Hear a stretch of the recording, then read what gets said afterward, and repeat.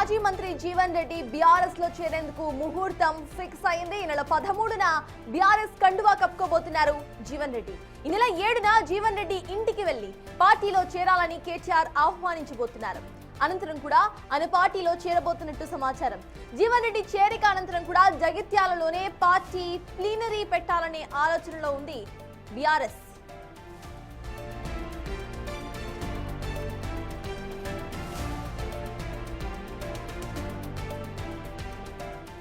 Right, ఇదే అంశంపై పూర్తి డీటెయిల్స్ మా ప్రతినిధి విజయ్ అందించడానికి సిద్ధంగా ఉన్నారు. విజయ్, చెప్పండి, జీవన్ రెడ్డి ఇటు బీఆర్ఎస్ లో చేరబోతున్నట్టుగా తెలుస్తోంది. ఈ నెల 13న ఆయన జాయిన్ అవ్వబోతున్నట్టు సమాచారం. దీన్ని ఎలా చూడాలంటారు? బీఆర్ఎస్ కి జీవన్ రెడ్డి చేరిక ఎంతవరకు ప్లస్ పాయింట్ అయ్యే అవకాశం ఉందనుకోవచ్చు విజయ్? అయితే ఇటీవల కాలంలో అటు కాంగ్రెస్ నేతగా ఉన్నటువంటి జీవన్ రెడ్డి ఆ పార్టీకి రాజీనామా చేసి కొద్ది రోజులుగా అయితే ఆయన తటస్థంగా ఉన్నటువంటి అయితే జీవన్ రెడ్డి బీఆర్ఎస్ పార్టీకి సంబంధించి ఆయన తిరిగి జాయిన్ అవుతారంటూ వస్తున్నటువంటి వార్తలన్నింటివి మరింత ఇప్పుడు హల్చల్ చేస్తా ఉన్నటువంటి పరిస్థితులు కూడా కనిపిస్తున్నాయి. అయితే ఒక పక్క కేటీఆర్ అమెరికాలో ఉన్నటువంటి సందర్భంగా ఈ నెల 7వ తేదీన లేదా 8వ తేదీన కేటీఆర్ తెలంగాణకు వస్తారు. తెలంగాణకు వచ్చిన తర్వాత జీవన్ రెడ్డిని కలిసి పార్టీలోకి ఆహ్వానిస్తారంటూ కూడా చెప్తా ఉన్నారు పార్టీ శ్రేణులు.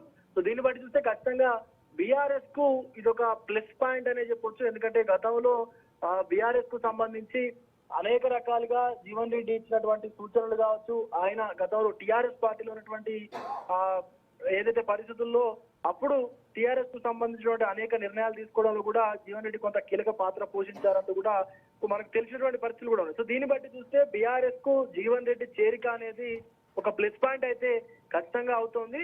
అయితే ఇదివరకే జీవన్ రెడ్డి అనేక మార్లు కూడా చెప్పుకొచ్చారు, తాను ఉన్నటువంటి ఏదైతే కాంగ్రెస్ పార్టీకి సంబంధించి పార్టీలో ఉన్నటువంటి నేతలు కొంతమంది అసంతృప్తిగా ఉండడము, అలాగే పార్టీకి సంబంధించి కార్యకలాపాలకు కావచ్చు, లేకపోతే జీవన్ రెడ్డికి సంబంధించినటువంటి అంశంలో ముఖ్యంగా ఆయనకు సరైన గుర్తింపు లేదు అన్నటువంటి ఆలోచనలతోనే పార్టీ నుంచి ఆయన వైదొలిగారు. పార్టీకి సంబంధించి కూడా రాజీనామా కూడా చేసినటువంటి పరిస్థితులు ఉన్నాయి.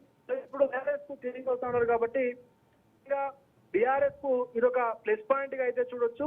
సో ముందు రోజుల్లో ఇంకెంతమంది కాంగ్రెస్ లీడర్లు కావచ్చు, లేకపోతే ఇతర పార్టీ శ్రేణులు కావచ్చు బీఆర్ఎస్ లో చేరతారు అనేటువంటిది కూడా కొంత ఇక్కడ ఒక ప్లస్ పాయింట్ అయితే కనిపిస్తా ఉంది బీఆర్ఎస్ కి.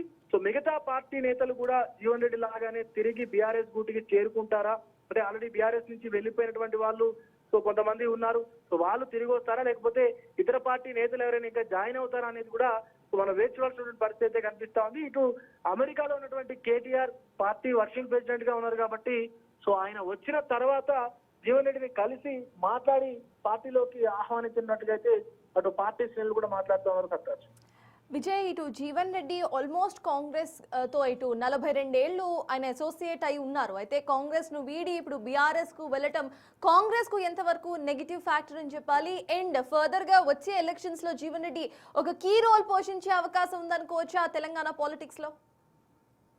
ఖచ్చితంగా సర్తాజ్, ఎందుకంటే ఆయనకు కాంగ్రెస్ తో ఉన్నటువంటి అనుబంధం అనేది విడదీయడానికి సుమారుగా 40-45 ఏళ్ళుగా కూడా ఆయన కాంగ్రెస్ పార్టీకి సంబంధించి ఆయన రాజకీయ జీవితంలో కాంగ్రెస్ పార్టీకే ఆయన ఎక్కువగా కూడా కాంగ్రెస్ పార్టీ కాబట్టి సో ఇది పార్టీకి కూడా కొంత మైనస్ అయ్యేటువంటి అవకాశం అయితే స్పష్టంగా కనిపిస్తుంది. ఎందుకంటే జీవన్ రెడ్డి లాగానే మరే ఇతర నేత అయినా కూడా పార్టీని వీడేటువంటి అవకాశం ఉంటుంది కాబట్టి ముందుగానే దిద్దుబాటు చర్యలకు కూడా కాంగ్రెస్ పూనుకున్నట్లుగా అయితే మనకి ఇక్కడ స్పష్టమవుతోంది. ముఖ్యంగా ఎవరైతే పార్టీలో అసమ్మతితో ఉన్నారో, ఎవరైతే లీడర్లు ఎవరైతే ఉన్నారో వాళ్ళందరినీ కూడా బుజ్జగింపు చర్యలకైతే పాల్పడింది. వాళ్ళందరితో కూడా అంటే వాళ్ళకి సంబంధించి పదవులు కావచ్చు, లేకపోతే వాళ్ళకి సంబంధించిన గుర్తింపు కావచ్చు అంటూ కూడా హామీ ఇచ్చేటువంటి ప్రయత్నం అయితే చేస్తా ఉంది. సో ఇటు జీవన్ రెడ్డిని కూడా ఇటు మంత్రులు వివేక్ వెంకటస్వామి కావచ్చు, దుద్దిల శ్రీధర్ బాబు కావచ్చు, ఐటీ మినిస్టర్ వీళ్ళందరూ కలిసినప్పటికీ కూడా ఆయన సంబంధించి అంటే ఆ నేతలకు సంబంధించి వారు చెప్పినటువంటి మాటలు కూడా వినిపించుకోకుండా ఆయన నిర్ణయం ఆయన తీసుకొని పూర్తిగా పార్టీ నుంచి వైదొలిగినటువంటి సందర్భం ఉంది. కాబట్టి ఖచ్చితంగా ఇటు కాంగ్రెస్ పార్టీకి మాత్రం జీవన్ రెడ్డి యొక్క ఏదైతే రాజీనామా ఉందో బీఆర్ఎస్ లో చేరితే కనుక ఖచ్చితంగా ఇదొక ఎదురుదెబ్బ అనేది చెప్పుకోవచ్చు. ముఖ్యంగా రానున్నటువంటి ఎలక్షన్స్ ఏవైతే రాబోతా ఉన్నాయో అందులో కీ రోల్ ఖచ్చితంగా జీవన్ రెడ్డి పోషించేటువంటి అవకాశం కూడా ఉంది సర్తాజ్. విజయ్, ఫైనల్లీ దీనికి సంబంధించి కాంగ్రెస్ ఫర్దర్ గా ఎలాంటి యాక్షన్ ప్లాన్ తో వాళ్ళలో ఆల్రెడీ ఉన్న లీడర్స్ అండ్ అసంతృప్త నేతలు ఎవరైతే ఉన్నారో వాళ్ళని సేఫ్ గార్డ్ చేసే ప్రయత్నం చేస్తుంది అనుకోవచ్చు. At the same time BRS Jeevan రెడ్డిని జాయిన్ చేసుకున్న అనంతరం కూడా కాంగ్రెస్ పై ఇంకా ఇటు ఎక్కువ నెగిటివిటీని స్ప్రెడ్ చేసే అవకాశం ఉంది. So BRS action plan towards the ruling party ఎలా ఉంటుంది అనుకోవచ్చు?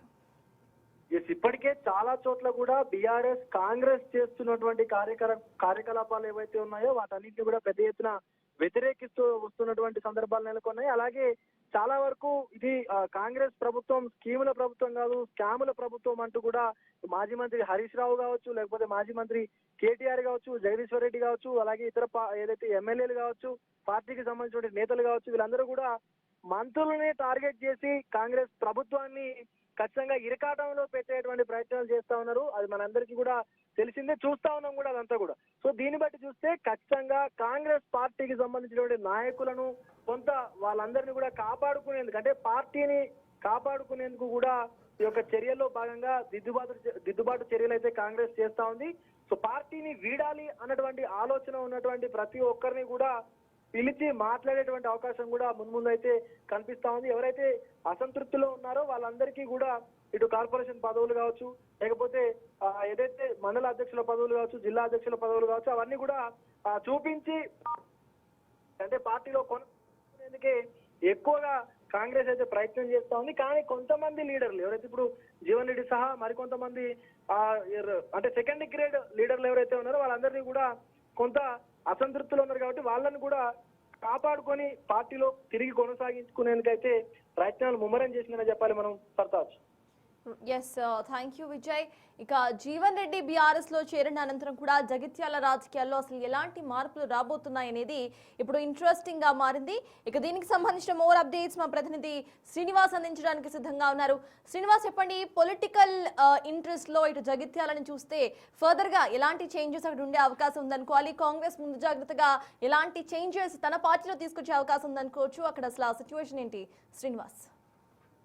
చాలా రోజుల నుంచి కూడా అలకబున్నటువంటి మాజీ మంత్రి జీవన్ రెడ్డి ఇటీవల కాంగ్రెస్ పార్టీకి తన 40 ఏళ్ల సుదీర్ఘ ప్రయాణానికి రాజీనామా చేసి తర్వాత ఇప్పుడు కార్యకటానికి అయితే సిద్ధమవుతున్నటువంటి పరిస్థితి. ఎందుకంటే జీవన్ రెడ్డి ఇటు ఉమ్మడి కరీంనగర్ జిల్లాలోనే కాకుండా తెలంగాణ కాంగ్రెస్ లోపల కూడా అత్యంత సీనియర్ నేత లోపల ఒకటి. దాదాపుగా 40 సంవత్సరాల నుంచి కూడా కాంగ్రెస్ పార్టీకి సేవలు అందించి గత ఎన్నికల సమయం లోపల మేనిఫెస్టో రూపకల్పన లోపల కీలకంగా ఇటు పాత్ర పోషించినటువంటి వ్యక్తి జీవన్ రెడ్డి. అలాంటి జీవన్ రెడ్డి చాలా రోజుల నుంచి కూడా అక్కడ గెలిచినటువంటి ఎమ్మెల్యే బీఆర్ఎస్ ను వీడి కాంగ్రెస్ పార్టీలో చేరడంతో అప్పంచలి కూడా కాంగ్రెస్ అధిష్టానం పైన ఇటు వీలు దొరికినప్పుడల్లా కూడా ఇటు కాంగ్రెస్ అధిష్టానం పైన నిప్పులు చెరుగుతూ వచ్చినాడు. ఒకవైపు కాంగ్రెస్ పార్టీ అగ్రనేత రాహుల్ గాంధీ రాజ్యాంగం పట్టుకొని ఇటు పోరాడుతూ ఉంటే ఇక్కడ ఉన్నటువంటి కాంగ్రెస్ నాయకులు రాహుల్ గాంధీ యొక్క ఆలోచనలకు భిన్నంగా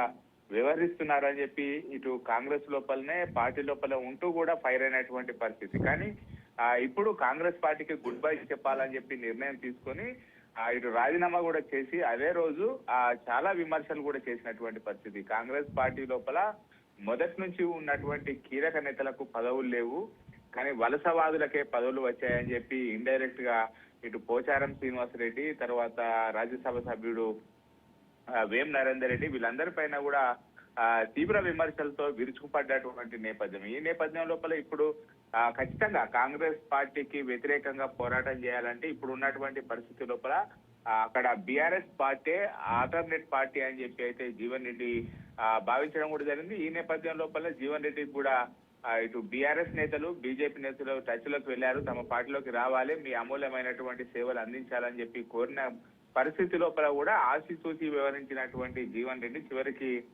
ఇటు కాంగ్రెస్ పార్టీకి రాజీనామా చేసిన తర్వాత కూడా ఇటు సమాలోచనలు చేస్తున్నటువంటి పరిస్థితి. ఈ నేపథ్యం లోపల ఇప్పుడు ఖచ్చితంగా కార్యకటానికే సిద్ధమైనట్టుగా అయితే తెలుస్తుంది. ఇప్పటికే గులాబీ నేత కేసీఆర్ తో పాటుగా వర్కింగ్ ప్రెసిడెంట్ కేటీఆర్ కూడా జీవన్ రెడ్డితో సమావేశంలో కూడా చేయడం జరిగింది. అదేవిధంగా కరీంనగర్ జిల్లా లోపల ఉన్నటువంటి కీలక నేతలు ఇటు మాజీ మంత్రి కొప్పుల ఈశ్వర్, తర్వాత పొరుట్ల మాజీ ఎమ్మెల్యే, అక్కడ జగిత్యాల బీఆర్ఎస్ అధ్యక్షుడు కల్వకుంట్ల విజయసాగర్ రావు కూడా జీవన్ రెడ్డిని కలిసి తమ పార్టీలోకి రావాలని కూడా ఆహ్వానించి కేసీఆర్ తో మాట్లాడేటువంటి ప్రయత్నం కూడా చేశారు. అయితే జీవన్ రెడ్డి పార్టీలో చేరడానికి సరైనటువంటి వేదిక కోసం కూడా ఎదురు చూస్తున్నటువంటి నేపథ్యం లోపల ఇప్పుడు ఆ ఆ జీవన్ రెడ్డి బీఆర్ఎస్ పార్టీలో వాళ్ళు చేరిన తర్వాత జీవన్ రెడ్డితో పాటుగా తన కోడలు భవిష్యత్ కోసం కూడా ఇటు ఆలోచిస్తున్నటువంటి నేపథ్యం. అంటే ఖచ్చితంగా తన కోడలు చరిష్మా రెడ్డికి ఖచ్చితంగా అక్కడ జగిత్యాల నుంచే కాకుండా నెక్స్ట్ మహిళా రిజర్వేషన్ ఎక్కడ అవుతుందో అక్కడ మహిళా రిజర్వేషన్ కోటా కింద ఖచ్చితంగా టికెట్ కన్ఫర్మ్ చేయాలి. తనకు కూడా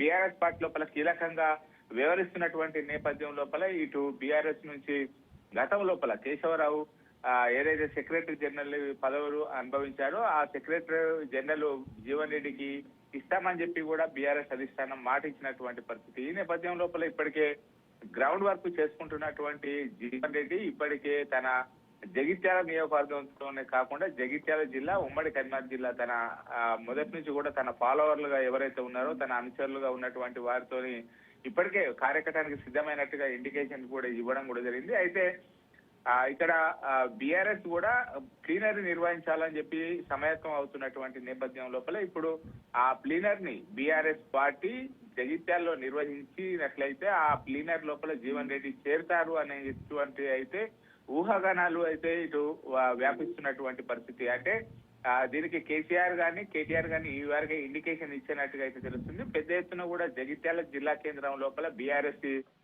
ప్లీనర్ ఏర్పాటు చేసి అక్కడ 3 రోజుల పాటుగా శిక్షణ శిబిరాలు మిగతా పార్టీ కార్యక్రమాలు నిర్వహించి అదే ప్లీనర్ లోపల పెద్ద ఎత్తున కూడా జీవన్ రెడ్డి బీఆర్ఎస్ పార్టీలో చేరడానికి అయితే సమర్థమైనట్టుగా తెలుస్తుంది. ఇప్పటికే బీఆర్ఎస్ పార్టీ ఎప్పుడైతే కాంగ్రెస్ పార్టీకి రాజీనామా చేసిన తర్వాత జీవన్ రెడ్డి ఇప్పటికే కాంగ్రెస్ పార్టీ యొక్క పార్టీ విధానాల పైన కూడా ఇటు రైతుల కోసం పోరాటాలు చేస్తున్నారు.